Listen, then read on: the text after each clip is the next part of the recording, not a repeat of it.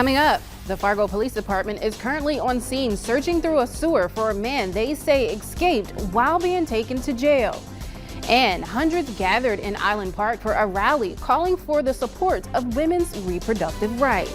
Plus, American Airlines employees will soon be required to be vaccinated against the coronavirus. Valley News Live at 6 starts now.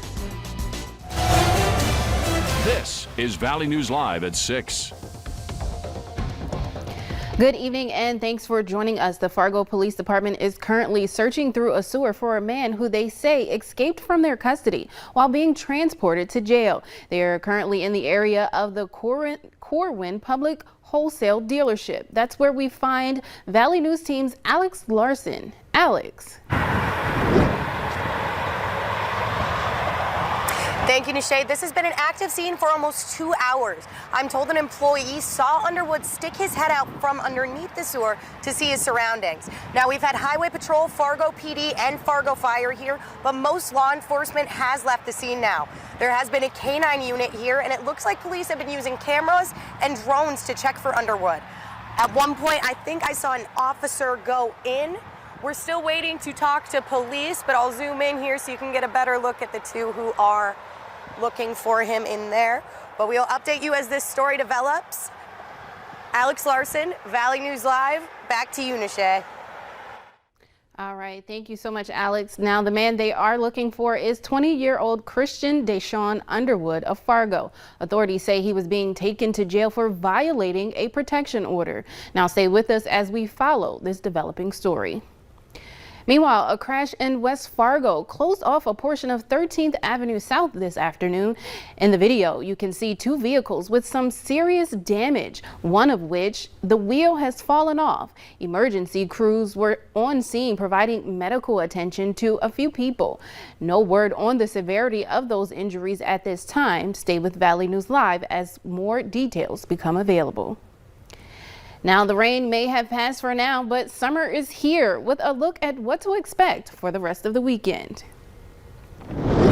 Good evening, everyone. Thank you so much for joining us. And we can see now that the rain, the fog, the cloud cover has passed, those brilliant fall colors on display. This is in Devil's Lake, courtesy of our home of economy Skycam network. And temperatures have really warmed up yet again above seasonal average. 68 degrees right now in Fargo, 71 Grand Forks, Jamestown at 72, 63 in Bemidji, 66 in Fergus Falls, 71 in Devil's Lake. All those rain showers that gradually have been pushing through the last several days are now off to our east, and we're seeing clear skies, but visible satellite is showing a bit of a different story. Out towards Minot, a plume of wildfire smoke has entered the region and might be impacting air quality just a bit. Nishay, coming up, I'll have your hour-by-hour forecast and how much more sunshine we can expect before maybe some more rain is moving in.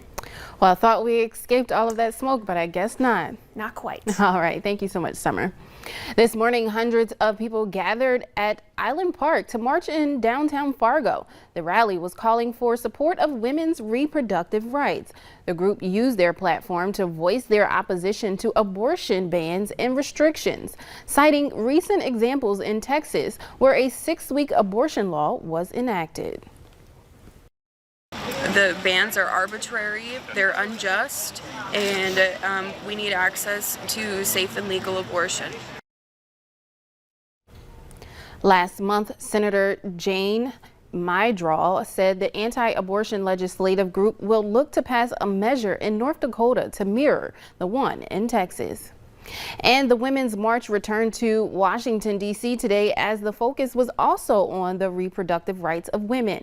Thousands of women took to the streets today in Washington, D.C. to raise awareness about abortion justice. It is the first march to be held since former President Donald Trump left office. Protesters are also marching in support of Roe v. Wade, the 1973 Supreme Court case that protects a woman's right to an abortion. Many worry that with a mostly conservative majority on the high court, that Roe v. Wade could be in jeopardy.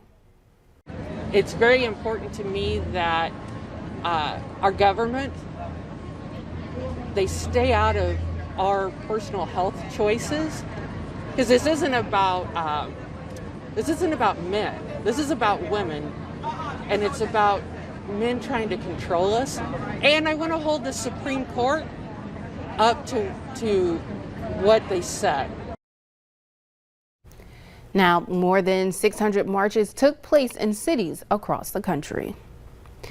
The U.S. has reached a grim milestone. The U.S. is reporting more than 700,000 deaths tied to COVID-19. Numbers from Johns Hopkins University show that's more than any other country. It does come amid some positive news. A pharmaceutical company said it has developed a pill that roughly cuts in half the risk of hospitalization or death from COVID-19.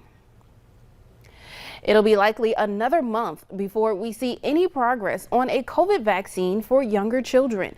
The FDA just scheduled its vaccine advisory committee meetings for October. The discussion on Pfizer's vaccine for kids ages 5 to 11 won't be until October 26. A discussion on booster data for the Moderna and Johnson & Johnson vaccines will happen on October 14th and 15th. Meanwhile, Fitch Ratings warned Friday that the fight on Capitol Hill over raising the debt ceiling could force the firm to downgrade America's AAA credit rating. The U.S. Treasury Department has warned it will run out of cash by October 18th. At that point, the Treasury would no longer have total confidence it could pay America's bills. Fitch is suggesting that getting near the date could trigger a downgrade. The Senate passed the Surface Transportation Act, a 30-day extension by unanimous consent, and now goes to the White House for the president's signature. This comes after the stalling of an infrastructure bill which has caused a lapse in funding for certain highways and transit programs and the furlough of workers. House Speaker Nancy Pelosi sent a letter to her colleagues today. In it, Pelosi used the phrase "it's about time" several times and reminded her colleagues that the extension they passed on highways is only good for 30 more days. In the letter, she says they must pass the infrastructure bill as soon as possible, but she reiterated that she would not put the bill on the floor unless it would pass, and she insisted the bills would pass. Former President Donald Trump has asked a federal judge to restore his Twitter account. That's according to a new court filing from Friday. Trump's attorneys say Twitter is using a degree of power and control over political discourse in this country that is immeasurable, historically unprecedented, and profoundly dangerous to open democratic debate. Trump's lawyers allege Democrats in Congress and the Biden administration have pressured the social media company to keep Trump's account banned following his comments about unfounded election fraud and in an effort to combat COVID-19 misinformation. Governor Doug Burgum has directed all government agencies to fly the United States and North Dakota flags at half-staff tomorrow in honor of the National Fallen Firefighters Memorial Weekend. North Dakotans are also encouraged to do the same at their homes and businesses. Governor Burgum has also declared October 2nd and 3rd as Fallen Firefighters Weekend.